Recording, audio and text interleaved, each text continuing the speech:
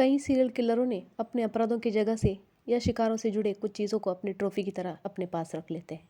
ये ट्रॉफी कुछ भी हो सकता है, शिकारों के कपड़े, गहने या फिर बाल। लेकिन कुछ खूनियों ने अपने शिकारों का निर्मम हत्याओं का तस्वीर लिया है। उन्हीं कुछ खौफनाक और दर्दनाक तस्वीरों को आज हम देखेंगे।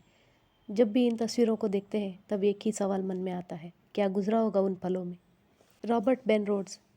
टेक्सास का ट्रक ड्राइवर रॉबर्ट ने अपने ट्रक में एक चेंबर बनाया था जिसमें वो अपने शिकारों को हफ्तों तक बंद करके टॉर्चर करता, लगातार बलात्कार करता, फिर बहुत ही दर्दनाक तरीके से उन्हें मौत के घाट उतार देता। 1975 से पूरे अमेरिका में अपने ट्रक के साथ सफर करते हुए रॉबर्ट ने कम से कम 50 पीड़ितों को अपने हवस का शिकार बनाया और उन्हें मार डाला। आखिरकार 1 अप्रैल 1990 को हाईवे पुलिस को रॉबर्ट के ट्रक से कैथलीन नाम की लड़की हथकड़ी में बंधी हुई और बिना कपड़ों के मदद की गुहार लगाती हुई दिखती है।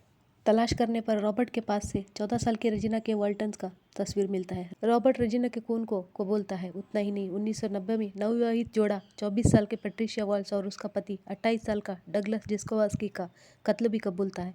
रॉबर्ट को 1994 को बिना पैरोल के आजीवन कारावास का सजा मिला। हार्वी ग्लैटमैन।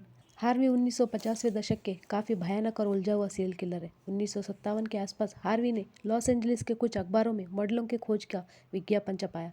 खुद को फोटोग्राफर का ढोंग बनाकर खूबसूरत लड़कियों को लुभाने लगा। चमक की दुनिया में अपने आप के लिए एक जगह बनाने की चाह रखने वाली लड़कियां इसके जाल में फंस गई। हार्वी उन्हें अपने अपार्टमेंट में तस्वीर खींचने के बहाने ले जाता, फिर उनके हाथ पैर बांधकर उनका बलात्कार करता, आखिरकार उनका कत्ल करके रेगिस्तान में दफना देता था। सबसे दर्दनाक तो ये था कि वो कत्ल करने तक उन लड़कियों का तस्वीर खींचता ही रहता था। हर तस्वीर में जान बचाने की कोशिश करती डरी हुई और हताश लड़कियां दिल झंझोड़ देती है। आखिरकार 1958 में लॉरेन विजिल की अपहरण का कोशिश करते हुए हार्वी पकड़ा जाता है। पूछताछ करने पर सब कुछ उगल देता है। उतना ही नहीं, अपने शिकारों की आखिरी तस्वीरों का कलेक्शन भी दिखाता है। कोर्ट में हार्वी अपना सारा जुल्म कबूलता है और 18 सितंबर 1959 को गैस चैम्बर द्वारा उसे मौत की सजा दिया गया। रॉडनी अल्कला अपने खूनी खेल के बीच एक टीवी शो में कंटेस्टेंट के तौर पर भाग लेता है और जीत भी जाता है। जांच अधिकारियों ने अल्कला को किलिंग मशीन के नाम दिया था क्योंकि अल्कला इतना पत्थर दिल था कि वो अपने शिकार लड़कियों का गला घोंटकर उन्हें बेहोश करता, फिर उन्हें बेहोशी से वापस लाता ताकि फिर से उनका दम घोंट सके। ये सब वो तब तक करता रहता जब तक कि वो लड़कियां मर नहीं जाती या खुद वो ये करते हुए बोर नहीं हो जाता। 1979 को अल्कला को मौत की सजा सुनाया गया। अल्कला के पास से 1000 से भी ज़्यादा बिना कपड़ों के लड़कियों की तस्वीर मिली। इससे अंदाजा लगाया गया कि अल्कला ने 130 से ज़्यादा लड़कियों का खून किया होगा। सही गिनती आज तक कोई नहीं जानता। रॉबर्ट बार्डेला ने अपने शिकारों के टॉर्चर और उनके कत्लों का तस्वीर लेता था। 1984 से 1987 के बीच कंसास शहर में कम से कम 6 आदमियों का कत्ल किया। पहले तो वो अपने शिकारों को पैसे या रहने की जगह के बहाने अपने घर ले जाता, फिर कई हफ्तों तक उनको टॉर्चर करता। रॉबर्ट अपने शिकार आदमियों के कानों में कुछ ठूस कर उन्हें बहरा बना देता था और उनके गले में नली साफ कर देने वाला केमिकल डाल के उन्हें गूंगा भी बना देता था। इस तरह उसके शिकार ना ही कुछ सुन पाते ना ही कुछ बोल पाते।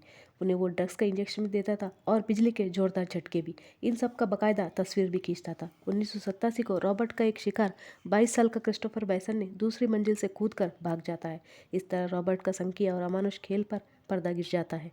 जांचकर्ताओं को रॉबर्ट के पास से 300 से ज़्यादा तस्वीर मिले और घर में इंसानी शरीर के टुकड़े, इन सब टॉर्चरों को डिटेल में लिखी हुई एक नोटबुक और 2 इंसानी खोपड़ी भी मिली। 1992 को हार्ट अटैक से रॉबर्ट की मौत हो गई। अज्ञात तस्वीर। 20 सितंबर 1988 को 19 साल की तारा कैली को बेलेन, न्यू मैक्सिको के अपने घर के पास से गायब हो जाती है। 9 महीने बाद करीब 2600 किलोमीटर दूर फ्लोरिडा के एक महिला को अच्छी कंडीशन में एक तस्वीर मिलती है। इस तस्वीर में 2 पीड़ित दिखाई दे रहे थे जिनका हाथ पीछे की तरफ बंधी हुई थी और मुंह पर पट्टी बंधी हुई थी। इस तस्वीर में दिख रही लड़की तारा से काफ़ी मिलती जुलती थी, तो उसके माता पिता ने इसे अपनी बेटी के तौर पर पहचान कर लेते हैं। पीछे दिख रहा लड़का माइकल हेनली के नाम से पहचान लिया गया। तारा के अपहरण के 6 महीने पहले माइकल अपने मिलान, न्यू मैक्सिको के घर से गायब हो गया था। दुख की बात तो ये थी, 1990 में माइकल का अवशेष मिलते हैं और पता चलता है कि उसका अपहरण नहीं हुआ था बल्कि वो एक एक्सीडेंट से मर गया था। सवाल तो ये था कि इस तस्वीर में दिख रहा वो लड़का कौन था और किस खूनी ने यह तस्वीर खींची। तारा कैलिको के साथ क्या हुआ। 30 साल गुजर गए और आज भी जांचकर्ताओं के हाथ खाली है।